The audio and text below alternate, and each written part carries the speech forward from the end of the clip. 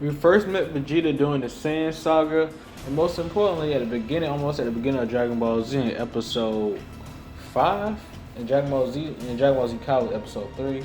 But today we're gonna be discussing about Vegeta's biggest like defeat and loss, like his pride. We know Vegeta his strength comes from his pride. His pride means everything to him. That's what keeps him going as a warrior, as a whole. Vegeta had much of an ego. The more times he get more powerful, the more ego he has because who's going to stop him with all that power? He's insane. He's unstoppable. But today we're gonna be looking at his biggest defeat. So in the Saiyan saga, he suffered his defeat at the hands of Goku, and Kaioken times 3, and Kaioken times 4, and Gohan and Krillin. They defeated him. They had to get him and Yajirobe. He suffered his first defeat. But we all know that Frieza is the main top villain that Vegeta can never beat. I mean, Goku's a lower class. That kind of hurts. You're a higher class. How you get beat by a little scum like that grew up on Earth, you know? And the second defeat was Zarbon when he had transformed. Vegeta was way over his head. He defeated the Doria, and he confident that he could defeat Zarbon because Zarbon he's just not a Frieza type of person. The Zenkai boost, everything went through on Earth and stuff like that. It was, it wasn't good for nothing after he transformed. Then he got his Zenkai boost, and then that's when the Ginyu Force arrived. Raccoon treated him as like he was a little child, like a little baby, like his plaything, and entertained him. He ain't had no chance of winning. No chance of winning. So then we get to the Frieza, the second form. Vegeta he couldn't do it. He wasn't crying yet, but he already know every hope was lost because after he transformed, he had to say that to transform. Then Frieza humiliated him in his fourth form. He thought he was a Super Saiyan, but he kicked his full power blast. So that made Vegeta cry. Like, he can't win. This is his first time feeling terror and despair, like fear. It's fear and despair. There's no hopes of winning, not even 1% chance of beating Frieza. Frieza was not even warmed up yet, and Vegeta was at full power. Like he was like at 2%, you could say that. But Frieza wasn't even trying. He was on the defensive. Then he moved to the offense. Vegeta lost his will to fight. So then he died. So he's back, and Mecha Frieza arrives to Earth. He knew that he wasn't crying to none of that though, but we already doomed. So what can we do? Trunks came in, sliced up Frieza, warning about the 3 years of the androids, and this is where we get to the part right here. Vegeta went through rigorous training. He went 3 times what Goku training was when he got the Namek, the 100 times gravity. He wanted 300, then increased to 400 and 450. Like, it was very tough.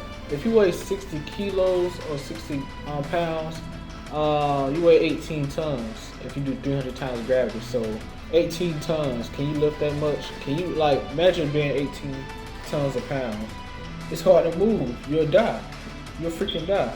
That was some harsh training just to become a Super Saiyan and surpass Kakarot. That was his goal.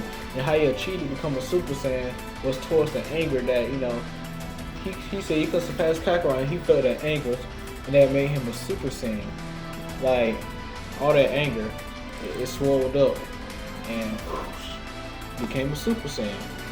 So now he thinks he's invincible because Super Saiyan is the most legendary warrior in all in the universe.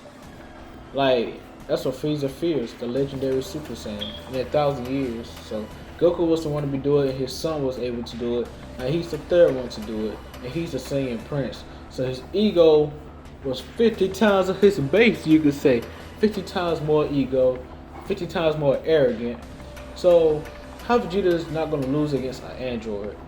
A Jinzo Negan, the one that's made on Earth, not an alien, but a human, like cyborgs.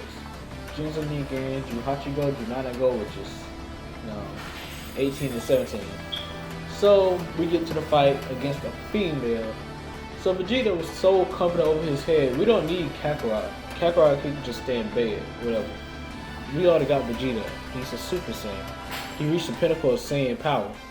That's what their birth is for. He's an elite Saiyan. He reached his not reach his peak. He reached his peak because that was his goal. The Super Saiyan, they legendary. How you gonna get beat by a female? Just a female human, a Ningen. So Vegeta had to beat him. He had to beat him. Android 18 strategy was to burn out Vegeta's stamina and come like Vegeta was losing power while 18 stayed strong. Like that's androids. The androids they don't lose no. They got unlimited ki. Unlimited ki. So it's stamina, you could say. But yep, broke Vegeta arm, broke his other arm, humiliated the Z fighters, and then that's when Vegeta suffered his biggest defeat at the hands of a female. Imagine training for 3 years and you reach Super Saiyan. You finally reach your legendary status and get beat by a female. They easily brush aside like it was nothing, like it was a little baby, more than a raccoon. Jesus, that kills your pride. Where you go from here? If you get beat by a girl, well, where you go from here? Like, to get more stronger? Is it a level beyond the Super Saiyan, which it has been stated by Vegeta, and Goku agrees with it. He heard that. So, you know, just it's crazy that you train for 3 years and get beat by a female so easily, and you finally attain the Super Saiyan level of power, the legendary warrior. You know, the legendary warrior in all the universe. You're supposed to be the powerful Saiyan, the elite Saiyan, but you got beat by a female, brushed aside as a human that was made on Earth, superhuman. So let me know what you think. What you think Vegeta's biggest defeat was? Make sure you subscribe if you're new to the channel. Make sure you leave a like, and I'm gonna catch you guys in the next one.